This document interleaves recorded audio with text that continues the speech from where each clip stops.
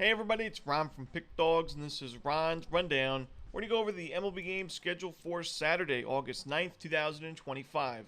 If you like this video, make sure to hit that thumbs up button and subscribe. Put those baseball picks in the comment section below. And if you're looking for my best bets, the games I love the most, including my daily rundown best bet in Major League Baseball, you can find those at the Premium Picks tab at pickdawgz.com. There's also a link in the description.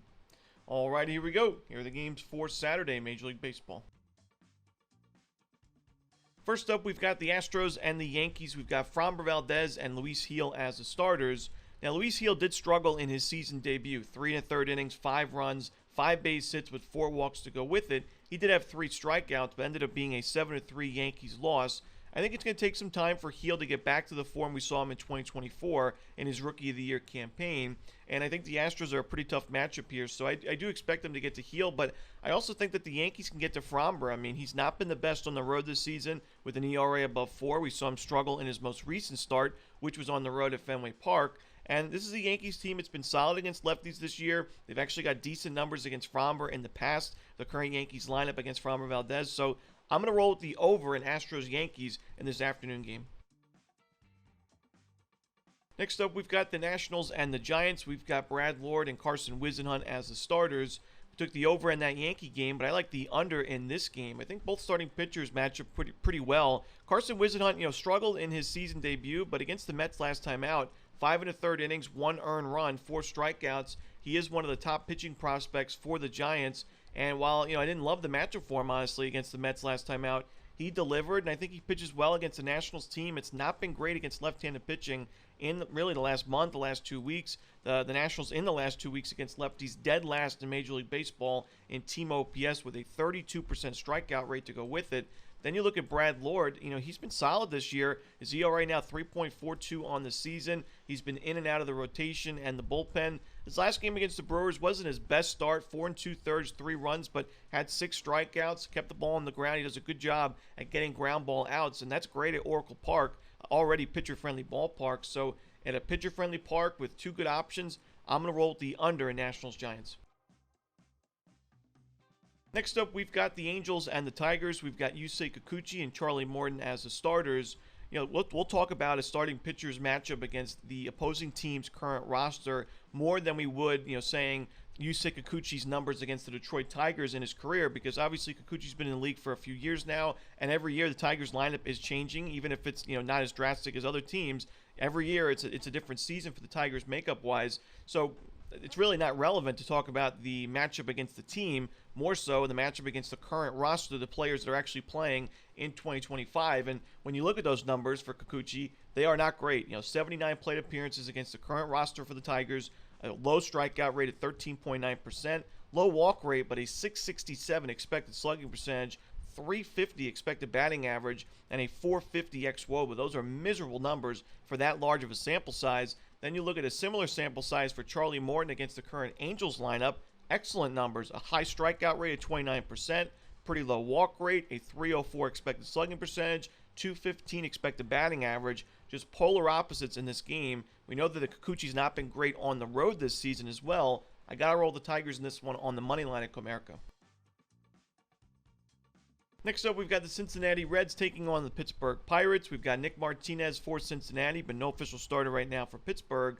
Now, we've talked about Nick Martinez on the road this season. He's just not been a profitable option. In the month of July, the Reds went 5-1 in Martinez starts, but 3 of those 5 wins were at Great American. On the road, Martinez a 4.9 ERA on the season. He pitched at Pittsburgh earlier in the year on May 20th. Pitched actually really well, 6 innings, 1 run, but it was a 1-0 victory for the Pirates. He's just not been, whether it's bad luck or bad numbers, Martinez has not been a great option for Cincinnati on the road. I think he struggles in this game. The Pirates have some decent numbers against Martinez in the past, and I think we see a Pirates victory in this one. Next up, we've got the Athletics and the Orioles. We've got Jack Perkins and Brandon Young as the starters. In a pretty small sample size, Jack Perkins put together some good numbers. 22 1/3 innings, 23 strikeouts, just 2 home runs given up with a sub-4 ERA. The 10 walks is a little bit steep for sure, but I think he can be okay in this game. I mean, he struggled in his last start against the Diamondbacks, but that was at home where we've seen a lot of Athletics pitchers struggle. He's got an ERA above 7 at home so far, but on the road, 11 1/3 innings, just 1 run given up, 11 strikeouts, .79 ERA with a 111 opponent's batting average. Really great numbers on the road for Perkins, and I think he has the better lineup right now behind him. The Orioles, since the deadline, have been dreadful against right-handed pitching overall. Brandon Young, I've talked about, don't think he's a viable starting pitching option or really pitching option at the major league level in general. He's 0-2 with a 6.85 ERA at Camden Yards this season. I'm going to roll with the A's in this one on the money line. Next up, we've got the Guardians and the White Sox. We've got Joey Cantillo and Sean Burke as the starters. This is a tough game because I actually think both of these starting pitchers will pitch well. We know Sean Burke made those adjustments to his games, earned some more strikeouts as of late. 7 strikeouts his last game against the Angels. I think he's been in a lot better form than he was at the beginning of the season, even though he still has some not so great underlying numbers overall. I think it's definitely, he's made some big time improvements in the last 5+ starts. He got an ERA sub-4 at home this season. On the other side, though, Joey Cantillo, while he gave up 4 runs in that last start against the Twins, I think he was really unfortunate. He gave up those runs early, a lot of base hits, but no home runs and not a lot of sharp contact. He's not given up a home run in 4 of his last 5 games. He's got good strikeout numbers overall. I think both starters pitch well. I think we go under the total. I think it's kind of a coin flip toss-up to see who wins the game, but give me the under. Next up, we've got the Royals and the Twins. We've got Noah Cameron and Bailey Ober as the starters. Now, originally we thought that Cameron was going to go on Friday. He's moved to Saturday, and I talked about it. I didn't necessarily love the matchup for Cameron against his Twins lineup, but I think this time around I like the matchup a lot more for KC against Bailey Ober than I did on paper against Joe Ryan. That's why I'm going to take the Royals in this game. I mean, Bailey Ober, he struggled in his first start back from injury. He's also got really bad numbers against his current Royals lineup. A 603 expected slugging percentage, 315 expected batting average, very low strikeout rate at 12%, and 130 plate appearances. Pretty good sample because these teams are division rivals, and Ober's faced the Royals quite a bit in his career. So I think Ober struggles, and I think the Royals pick up the W. Give me KC on the money line. Next up, we've got the Brewers and the Mets. We've got Logan Henderson for Milwaukee, but no official starter right now for the Mets. We talk about this Brewers rotation and bullpen being really strong, one of the best options, best rotations, pitching staffs in the National League. But now you got Logan Henderson returning, who's really sharp at the beginning of the season. His first start back from injury, 4 1/3 innings of 1-run ball against the Nationals with 4 strikeouts and a blowout win. He was a really profitable pitcher for Milwaukee before that injury. 25 1/3 innings on the season with 33 strikeouts, just 5 earned runs given up for a sub-2 ERA. Even better numbers at home this season. I've got to roll with the Milwaukee Brewers in this one on the money line, maybe even the run line at home.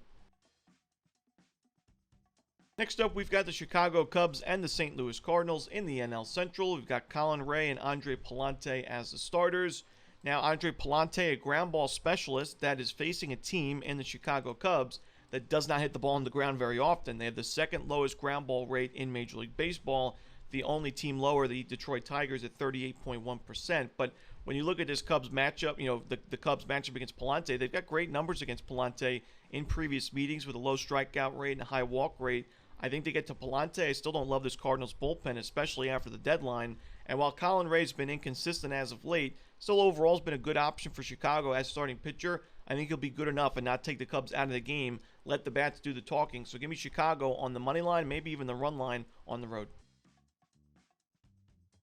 Next up, we've got the Phillies and the Rangers. We got Jesus Luzardo and Jacob deGrom as the starters. Now, Jesus Luzardo, I would say it's still been a good season overall for him, even though that ERA is a little bit steep. He had a great start to the season, had a couple of outings where he got crushed, that ballooned his ERA. But when you look at Luzardo and you look at game by game, a majority of his starts this year have been solid, have been quality outings. So, the ERA I think is a little bit misleading. He still has, a ton of strikeout stuff.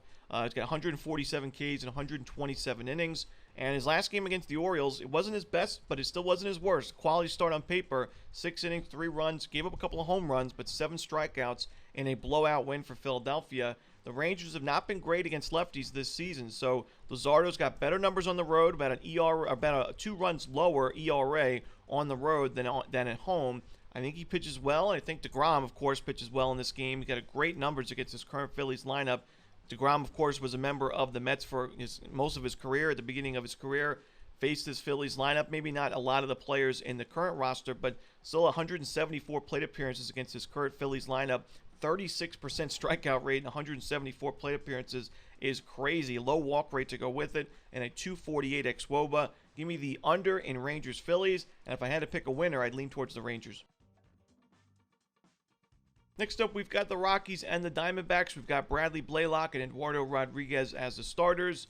It's not fun back in the Rockies this season, but this is a situation where I don't think Arizona should be this steep of a favorite. When you got Rodriguez on the mound, he's got an ERA in the mid-5s. He's been not trustworthy, very inconsistent this season. The Rockies have shown to be more competitive against lefties offensively. Blaylock's been dreadful at Coors Field, but actually a really good option on the road. Very small sample size, but I think the Rockies can compete in this game. I think they at least cover the run line. Give me the 1.5 runs with the Rockies. Next up, the Red Sox and the Padres. We've got Lucas Giolito and Michael King as the starters.